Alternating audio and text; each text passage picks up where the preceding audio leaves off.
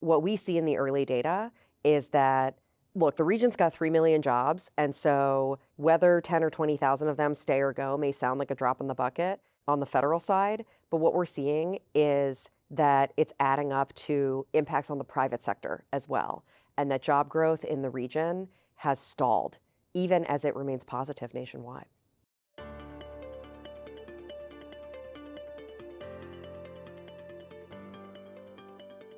Hi, I'm Fred Dews, and this is The Current, part of the Brookings Podcast Network.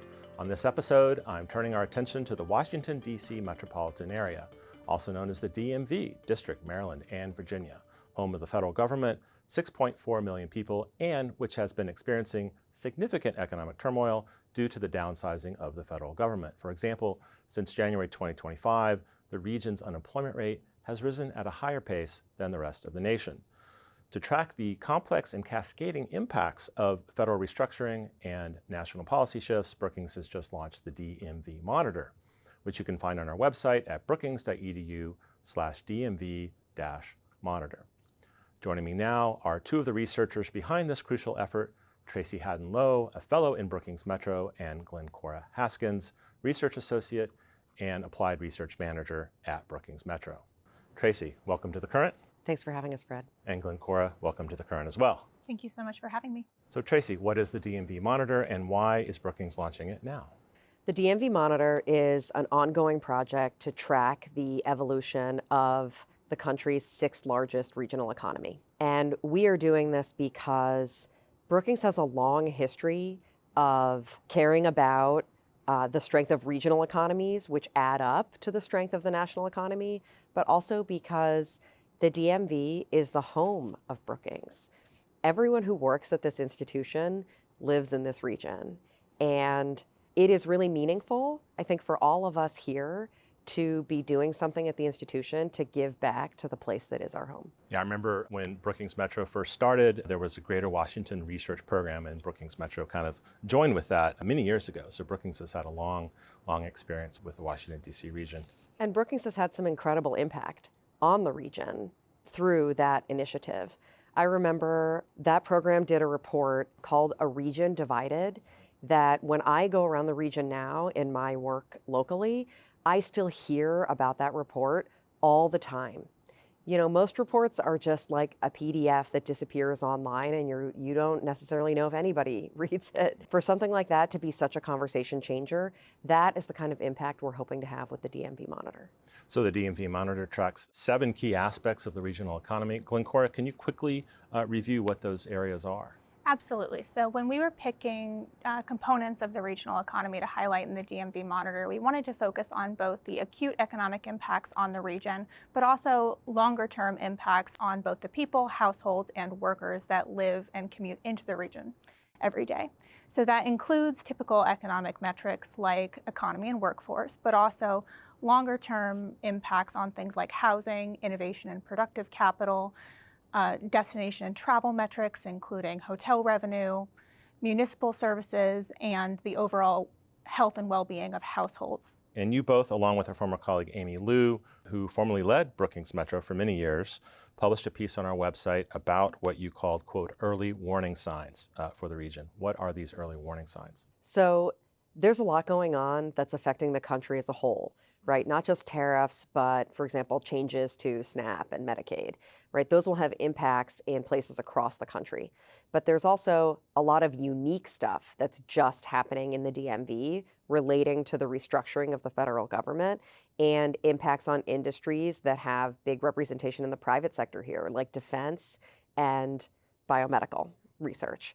So what we see in the early data is that, look, the region's got 3 million jobs, and so whether 10 or 20,000 of them stay or go may sound like a drop in the bucket on the federal side, but what we're seeing is that it's adding up to impacts on the private sector as well, and that job growth in the region has stalled, even as it remains positive nationwide. Glencora, can you expand a little bit on how the research is done? How do you gather this data, and then what do you do with it? Absolutely. So we primarily use federal data sets to measure these high-level economic metrics that includes overall job counts and unemployment growth. Importantly, job counts are measured at the place of employment, while unemployment is captured at the place of residence. The reason why that's relevant here is because it underscores the interconnectedness of the regional economy and how much workers that live in Maryland and Virginia in our suburban counties rely on the health and well-being of DC's economy for their own prosperity and welfare. So we collect these data from federal resources and synthesize them together. Then we use small area estimation to make sure that we are accounting for the disparate impacts across the region's different suburbs and suburban counties across DC, Maryland, and Virginia. We're also doing some really cool stuff with private data. So for example, the government's shut down right now. And so we actually don't even have access to government data. But we're doing stuff like gathering data from job posting websites, from commercial real estate listing services, so that we can, in real time, get visibility into what's happening in the private sector and how it compares to what's happening in other regions throughout the country. So we're looking not just at the DMV, but actually at over 50 major metro areas around the country to place the DMV in context and to understand, hey, what are these trends? Are they big or not? Okay, so just to clarify, the data in the DMV Monitor about the District, Maryland, and Virginia are also compared against metrics from these 50 other metro areas, and people can see that when they're on the DMV Monitor. Yes, absolutely. You can compare it against all of the constituent counties within the DMV, as well as the other 54 metro areas in the U.S. with more than 1 million people. I want to go back to the early warning signs piece, because you wrote in that piece, quote, "The White House's drive to transform the federal government is likely to stick and even expand over time. But could a new presidential administration in the future, if it wanted to, reverse those changes in the federal workforce?" So a future administration could certainly make efforts to recapture some of the jobs that were lost in the federal sector. But like Tracy was saying, layoffs in this area have widespread impacts on the private sector as well. Those jobs are unlikely to come back with instantaneous policy shifts by a new administration. It's much easier to erase job growth than it is to recapture it.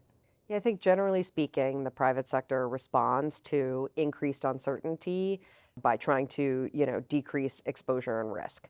And so what we're seeing is a slowdown in hiring and in venture capital flow to the DMV. That even though those metrics are still positive in other metro areas around the country. A future administration, deciding they want to turn the spigot back on, there isn't like a magic switch that you can flip to say like, no, I am trustworthy, I will pay my bills, and I'm a good customer, right? Trust is something that you have to earn over time. Can you expand a little bit on that point about venture capital flow? What does that mean? So, for example, there's this really cool company in Prince George's County. They make a form of like a liquid bandage. It's almost like a replacement skin, right? It's a really cool idea, sort of obvious, application to real world problems. And that company is actually a spin-off of like a technology that was developed at the University of Maryland, which is why it's at a company that's based near the campus. So an idea like that comes about because there's federally sponsored research happening at a state institution, and then the idea gets commercialized. And in order to commercialize it, private money from what's called venture capital needs to be invested in the company to help them turn the idea from something that's feasible in a lab to something that is commodifiable in the real world, right? It takes a lot of money to walk the idea that much further down the road. And so that company seeks venture capital in order to get investment in their idea so that everyone who invests in it now can benefit downstream when it's a sellable idea that's on shelves in hospitals nationwide. So my understanding is that the DMV Monitor is releasing new data this week on the racial demographics of the federal downsizing, and in particular about African American workers in the region. What is that data showing? So what our new data on unemployment by race is showing is that while impacts are starting to become better understood about federal layoffs nationwide, that the federal workforce is more diverse than the private sector, and therefore layoffs in the federal sector are disproportionately harming workers of color. We see that reflected in the unemployment rate. Unemployment rates for Black workers and workers of color overall are going up nationally. They're also going up in the DMV, but not as much, which is interesting, especially considering that, particularly in the District of Columbia, unemployment has long been higher than the nation overall. even though that's not true for the region. The region has long enjoyed a lower unemployment rate than the United States writ large. In DC, we actually see the unemployment rate for Black workers going down. That is something that is completely unprecedented in times of economic turmoil. Historically, Black workers and workers of color are considered to be the first fired, last hired in times of economic distress. What remains unknown is how much this trend will stick after data for October comes out and we see the long-term impacts of deferred resignations. I think another huge question mark is that even though what we're seeing locally in the DMV is that white unemployment is up more than Black unemployment. In other words, that like the federal layoffs and what's happening in the private sector are hitting workers across all racial demographic categories. That doesn't mean that all of those workers will have the same experience attempting to re-enter the workforce, right, after job loss. And one of the reasons why we want the DMV Monitor to be an ongoing project is so that we can continue to disaggregate these metrics over time and to see what the cumulative impact of the policies that are being put in place are. Are there any positive signs in any of the data that you're seeing? Yeah, I mean, I think the key takeaway for me of seeing the DMV compared to other metro areas around the country is that this region it's not perfect, but historically it's very strong. Lower unemployment than other metro areas, really high productivity, better credit, lower crime. This is a place with really high quality of life and a really strong economy, and the fundamentals are awesome. Right now, there are all of these troubling trends that are, I think, a challenge to that historic strength, but that means that the region has a lot of assets that it can rely on in order to respond to what's happening and to adapt. Yeah, I would just second exactly what Tracy said. We see this region as a very strong place to live and work that is obviously struggling with some of the impacts of federal downsizing, but nonetheless showing its resilience and strength.